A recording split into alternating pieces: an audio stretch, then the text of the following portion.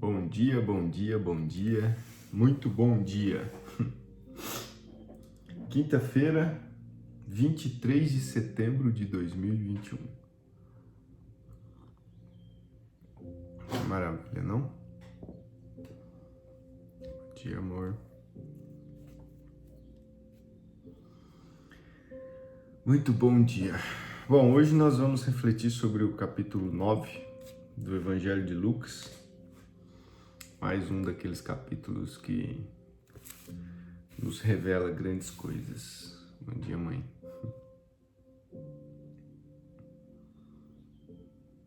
Mais um daqueles capítulos reveladores para nós, o que é muito bom, né?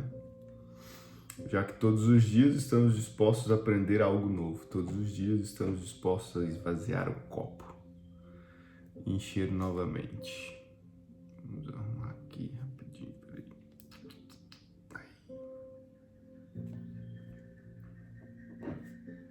Bom, 6 horas. Vamos dar início à nossa reflexão. Lembrando sempre que a reflexão da palavra é um dos exercícios do processo de intimidade, onde nós buscamos todos os dias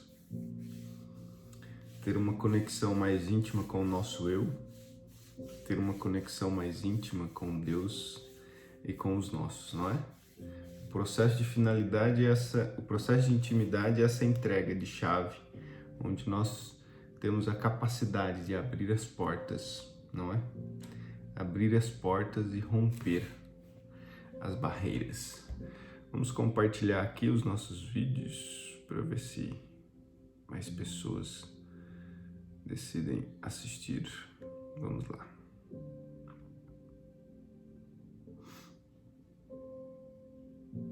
Vamos compartilhar aí.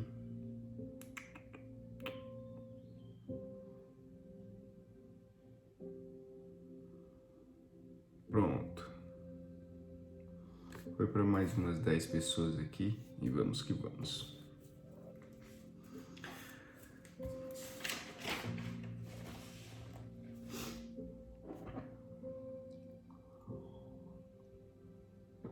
Bom, então vamos dar início. Já está na hora. 7 horas, horário oficial de Brasília.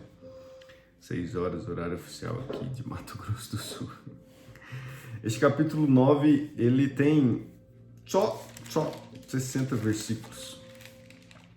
62, para ser mais exato. Bom dia, Neide. Bom dia, Geni. Que bom tê-los aqui. São 62 versículos e que nos traz uma trajetória muito reveladora de Cristo. E este capítulo, ele inicia Jesus dando autoridade aos discípulos e enviando os discípulos para que expulsem demônios, para que realizem curas e para que, principalmente, levem o evangelho, não é? E Jesus disse: nada leveis convosco para a vossa jornada, nem bordões, nem alforjes, nem pão, nem dinheiro, nem tenhais 2 túnicas. Este capítulo começa com o envio de Jesus dos discípulos. Bom dia, Elizabeth, a paz. E ele termina, vocês verão, que ele termina Jesus dizendo sobre também esse trabalho destinado a ele. Mas nós vamos chegar lá. Jesus, portanto, este capítulo inicia a nos orientar sobre o envio de Cristo. Cristo envia os seus discípulos para evangelizar, para curar, para afastar os demônios, para pregar a palavra. E assim foi feito. Logo em seguida, depois deste retornar dos discípulos, ocorre o primeiro milagre traduzido pelo evangelista da multiplicação dos peixes. E é engraçado que hoje a minha reflexão sobre este ato foi totalmente diferente das demais. Quando eu me deparei com essa passagem de multiplicação dos peixes, no Evangelho de Marcos e no Evangelho de Mateus. Aqui ficou claro para mim que este multiplicar dos peixes também foi um ensinamento de Jesus aos discípulos para que eles pudessem alimentar aqueles que têm fome. É engraçado, né? Porque antes Jesus os enviou para distribuir o evangelho, promover curas, afastar demônios. E o evangelista nos diz da seguinte forma: quando os discípulos questionam a Jesus para que Jesus disperse a multidão, que elas possam ir embora para ter alimento, para ter onde dormir, Jesus diz assim para os discípulos, lá no versículo 13 do capítulo 9, ele diz assim: mas ele disse-lhes, dai-lhes vós de comer.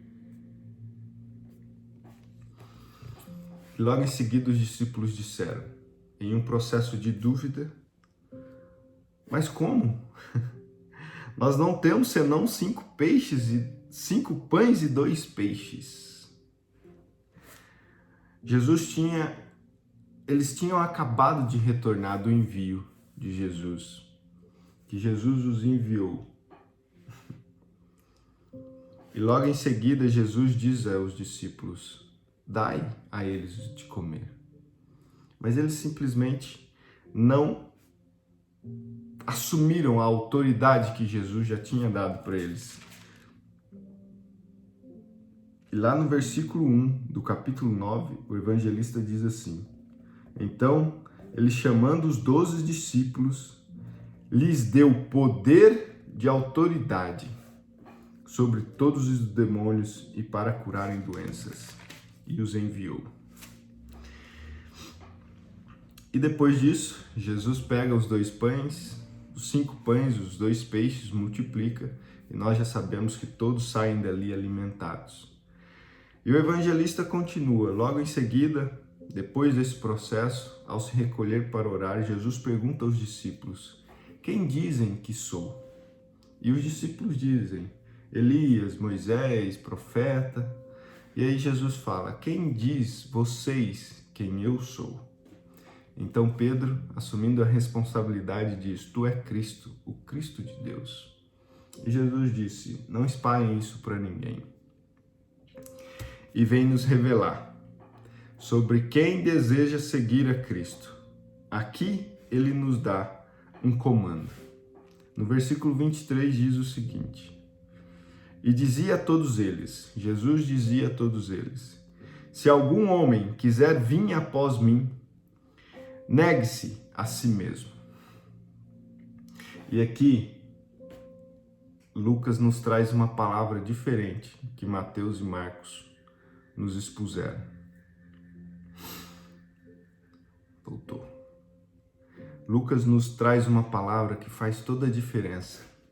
E ele diz assim, e diariamente, presta atenção, e diariamente tome a sua cruz e siga-me. Diariamente, nós devemos ter essa compreensão. Vou repetir, versículo 23. Se algum homem quiser vir após mim, negue-se a si mesmo e diariamente tome sua cruz e siga. Porque aquele que quiser salvar a sua vida, perdê-la-á. Mas quem perder a sua vida por minha causa, esta salvá-la-á. A percepção que o evangelista nos traz neste versículo é uma percepção diferente dos outros evangelistas até agora, não é? Porque ele nos acrescenta a palavrinha diariamente, para que nós possamos ter a compreensão que nós devemos pegar esta cruz todos os dias. Todos os dias. Carregue sua cruz. Não é um dia, vou carregar 3 dias na semana e depois eu descanso um. Não, são todos os dias. Logo depois dessa passagem, vem a transfiguração de Cristo, que sobe ao monte para orar, e ele se transfigura, e Moisés e Elias ali na sua presença, revela a paixão de Cristo. E nós já sabemos dessa história e vamos seguir porque o objeto da reflexão hoje está lá no final deste capítulo e nós vamos chegar. Na verdade está em todo o capítulo, mas ao chegar no final, parece que nós conseguimos compreender o capítulo todo, assim, faz assim. Logo em seguida dessa transfiguração, Jesus continua sua caminhada e durante uma multidão vem um pai gritando, dizendo: Senhor, liberte o meu filho. No versículo 38 e seguinte diz assim: E eis que um homem da multidão gritou, dizendo: Mestre, eu te suplico que olhes para o meu filho, porque ele é meu único filho. E eis que um espírito o toma, e ele de repente grita, e ele toma-o até ele espumar novamente, e com dificuldade o abandona, ferindo-o. E eu pedi a teus discípulos que expulsassem, e eles não puderam. Então Jesus vem, essa passagem aqui, eu consigo imaginar Jesus olhando para os discípulos e falando assim: não é possível, não é possível, vocês vivem, essa é a minha imaginação, tá? Não é possível vocês viverem comigo, estando comigo e ainda não conseguir. E olha só, essa frase vem depois de Jesus já ter mandado os discípulos para expulsarem demônios, evangelizar e curar, o envio, lá no início do capítulo. Depois de Jesus ter dito para eles, alimenta-os, lá no versículo 13 diz, dai-lhes voz de comer. Jesus diz para os discípulos, dai-lhes a essa multidão que de comer. E eles dizem, mas nós só temos 5 pães e 2 peixes. Eles recusam a autoridade de Cristo neste momento, não é? Recusam a autoridade que nos é dada pelo Pai. E aqui, Jesus, eu acho que faz assim, não tem jeito. E ele diz assim, ó geração incrédula e perversa, até quando eu estarei contigo e vos suportarei? A minha mente voltada para a guerra, olha isso aqui meio esquisito. Mas é engraçado que Jesus olha para os discípulos e diz, até quando vocês não irão acreditar? Até quando vocês irão duvidar? Todos os milagres que estão sendo realizados na sua presença, na presença de vocês, e você se recusa a dar de comer àqueles que têm fome. Vamos seguindo. Vamos seguindo que nós estamos chegando no final do capítulo, que é o objetivo da nossa reflexão.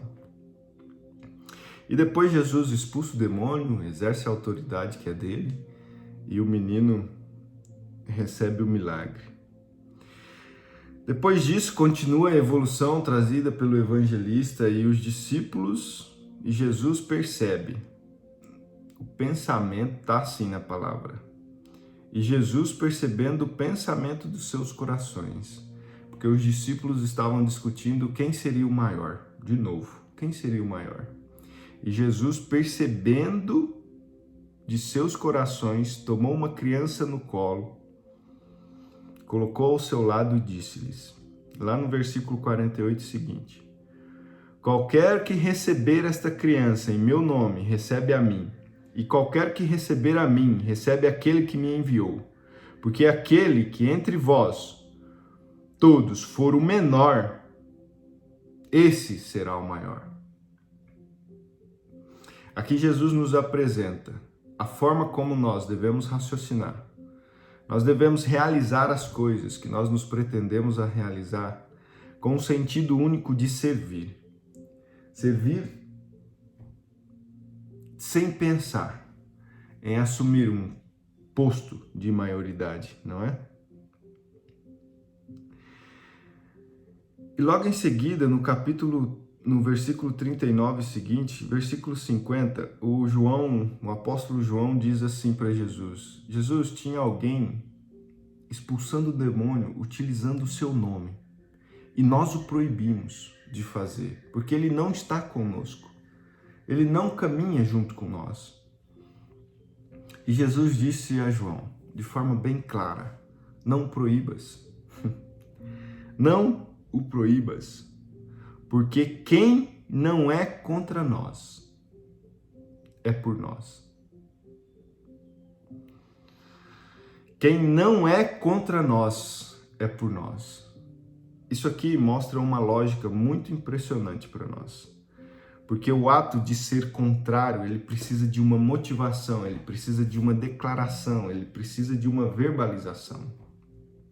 O fato de eu não andar com os discípulos não quer dizer que sou contra ele. E Jesus nos mostra: quem não é contra nós é por nós. É impossível ler este versículo para mim e não imaginar tantas discussões de cristãos aí, espalhados por este mundo. Cada um levantando a sua bandeira e trazendo para si a autoridade. Mas na verdade Jesus já nos disse: quem não é contra nós é por nós, e vamos então todos fazer parte do mesmo exército. E Jesus foi para Jerusalém. Estamos chegando ao final. Este capítulo é longo, eu sei. Merecia umas 2 lives, mas nós vamos seguir. E Jesus, seguindo para Jerusalém,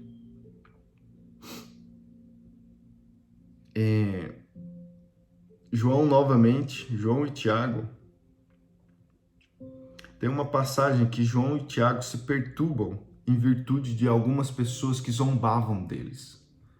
E João e Tiago diz para Jesus: Jesus, tu queres que nós fazemos como... Olha só, eles assumindo a autoridade, parece que eles entenderam, né? Depois de ter tomado aquela lapada.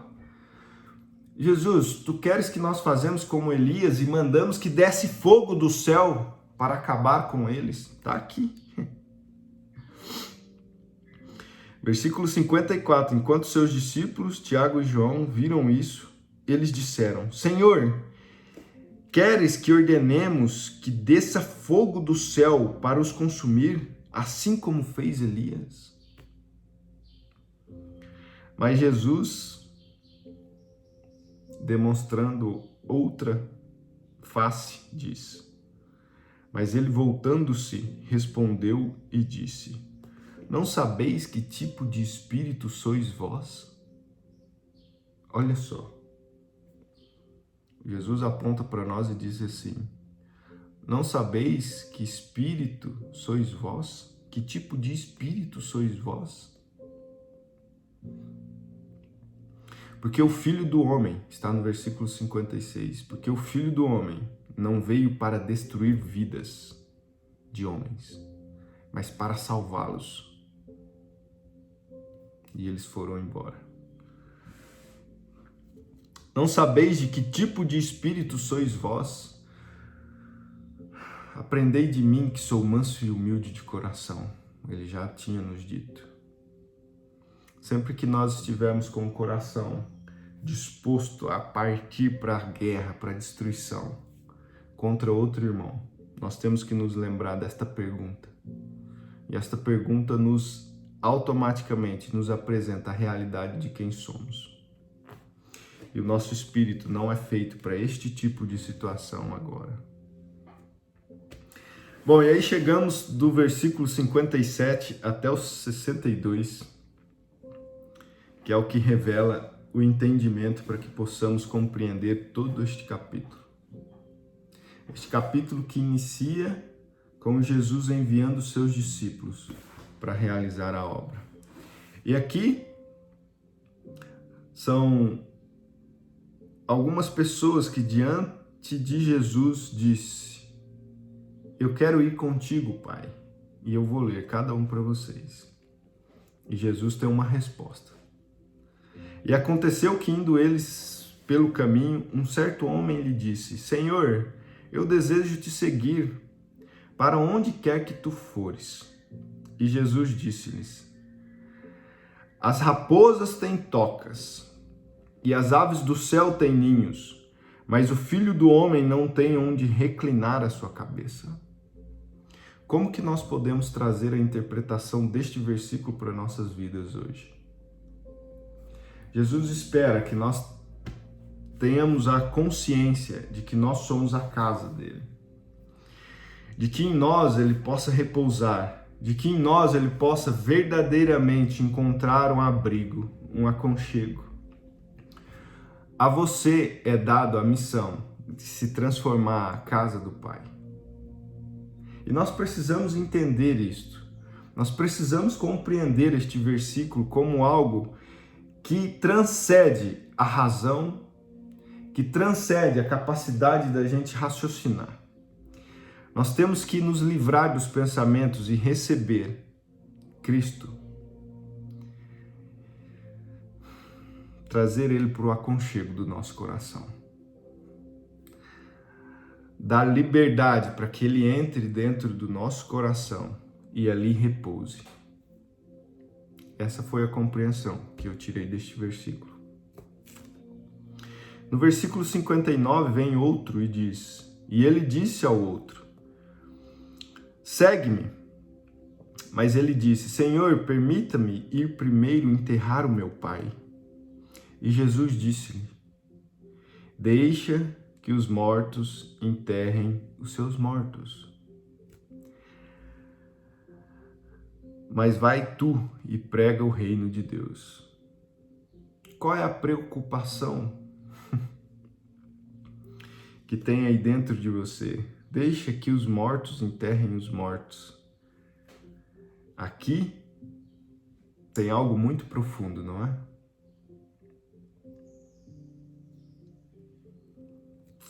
Cada um que faça a sua interpretação. E o versículo 61 diz assim: e outro também disse: Senhor, eu desejo te seguir, mas deixe-me primeiro despedir-me dos que estão em minha casa. E aí acaba a interpretação deste capítulo e Jesus disse: aqui está um dos comandos maravilhosos para quem deseja seguir a Cristo. E Jesus lhe disse: nenhum homem, tendo posto a mão no arado e olhando para trás, é apto para o reino de Deus. Nossa! É impressionante, não é?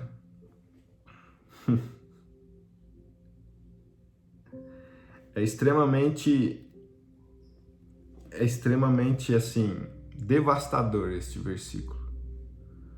Para nós que decidimos caminhar pelo Espírito, para nós que decidimos buscar uma evolução espiritual, para nós que decidimos todos os dias tomar consciência de carregar a nossa cruz, para nós que decidimos assumir a autoridade que nos é dada antes da fundação do mundo, para nós que decidimos alimentar, dar de comer a quem tem fome,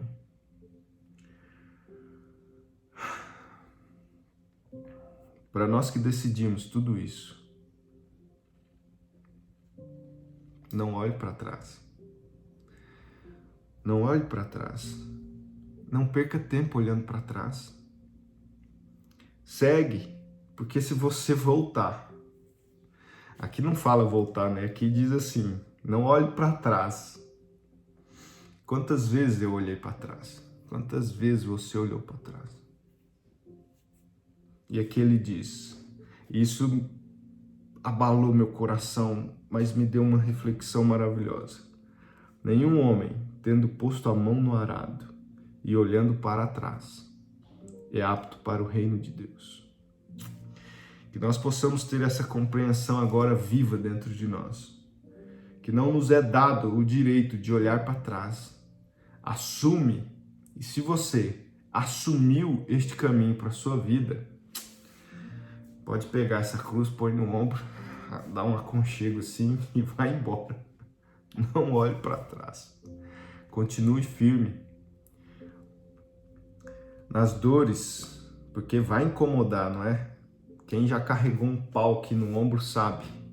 Quem já carregou uma madeira aqui no ombro sabe o tanto que incomoda, o tanto que dói. Você joga para um lado, e aí passa alguns segundinhos, dói de novo, aí você joga para o outro. Aí passa um tempo, você joga no chão, você fala, puta que pariu. Dói demais, mas você tem que levar. Aí você pega, põe de novo e vai andando. Mas quando você jogar essa cruz do lado para dar um descanso, não olhe para trás. Não olhe para trás. A não ser por chamar assim, vamos, continua. Não vamos olhar para trás. Que Deus possa habitar no coração de cada um de vocês que buscam isso para suas vidas e que nós possamos agora compreender que não vamos desistir. E que naquele momento de dor, naquele momento de dúvida, de falar assim, agora. E agora é o seguinte, só faz uma coisa, não olhe para trás, continue carregando e andando, vai, continua.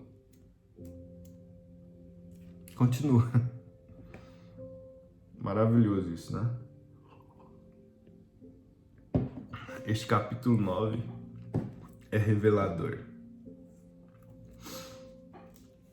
Porque ele nos apresenta uma postura dos discípulos como a nossa, de não acreditar quem somos, sabe?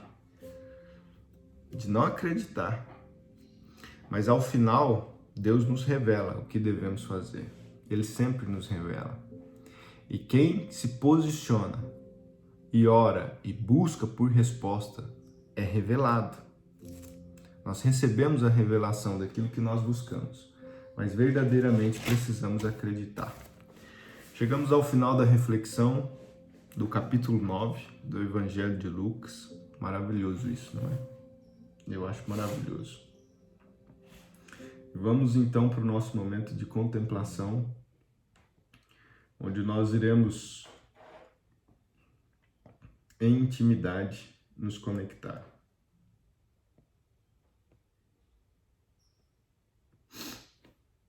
Deixa eu só encontrar nossa música de novo aqui. Cadê?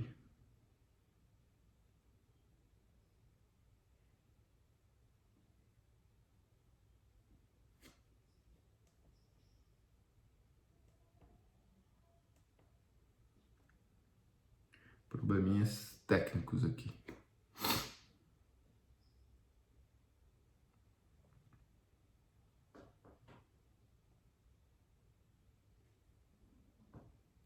Estamos sem internet. Que beleza, não é? Estamos sem internet.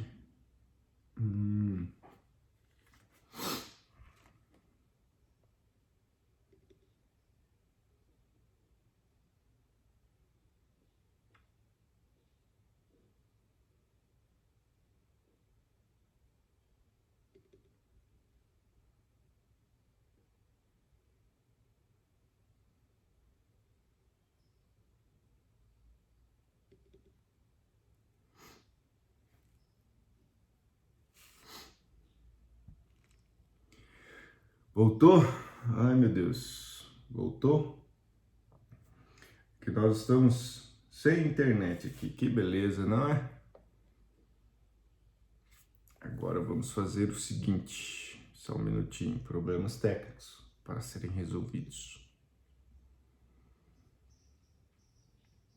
Só um minutinho.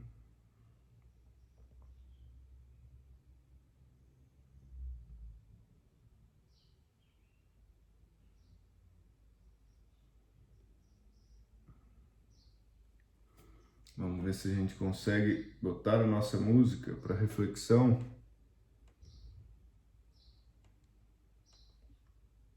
Vamos lá.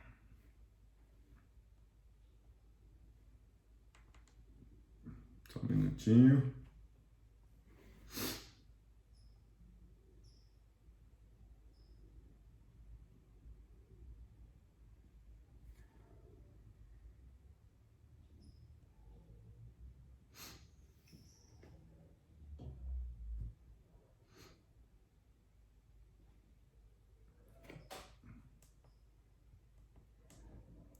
Parece que não vai rolar.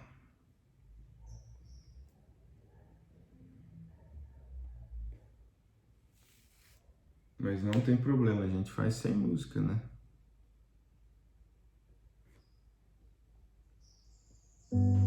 Ó, apareceu. Já acabou de novo. Vai, filha. Aí.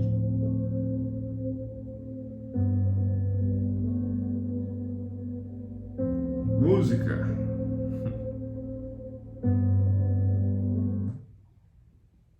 Mas que coisa, tá de brincadeira hoje com a gente, hein?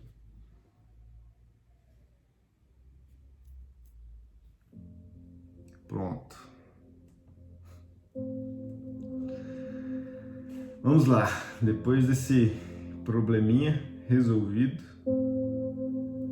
pelo menos em parte, chegou o momento de aquietar a nossa mente, aquietar o nosso coração e nos conectar com a fonte suprema de todas as coisas.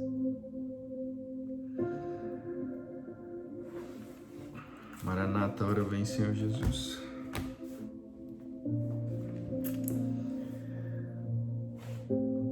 Pronto? Preparados? Feche seus olhos. Respire fundo.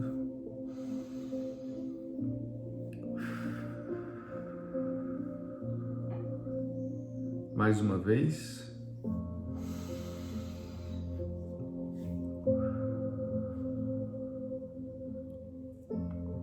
Mais uma vez. Aquiete seu coração. Afaste os seus pensamentos.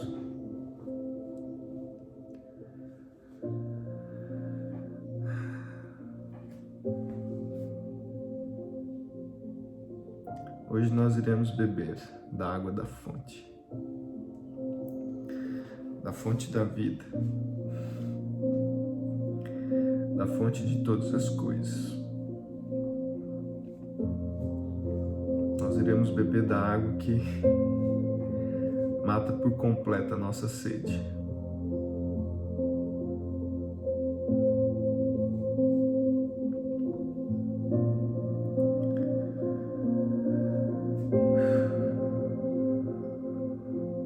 Vá em direção à fonte. Ele está lá, esperando ansiosamente a sua chegada.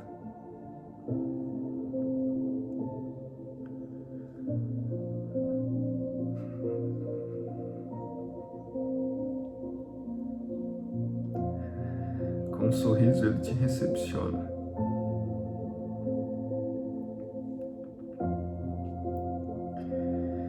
Enche um copo de água, cheio de vida, e lhe entrega.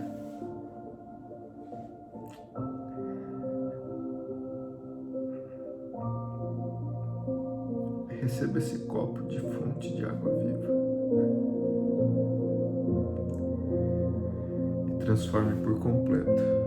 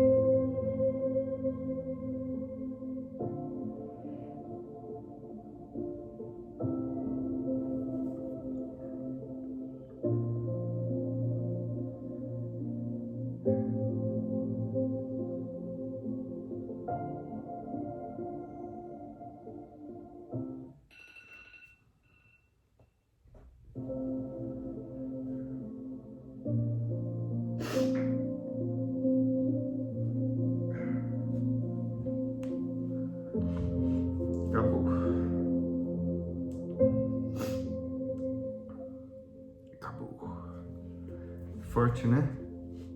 Ai, ai. É muito forte.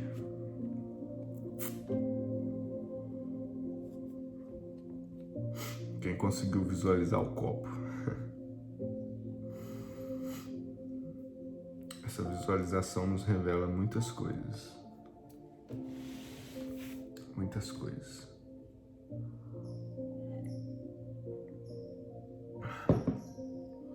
Bom, chegamos ao fim da nossa live de hoje. Que Deus possa abençoar cada um de vocês.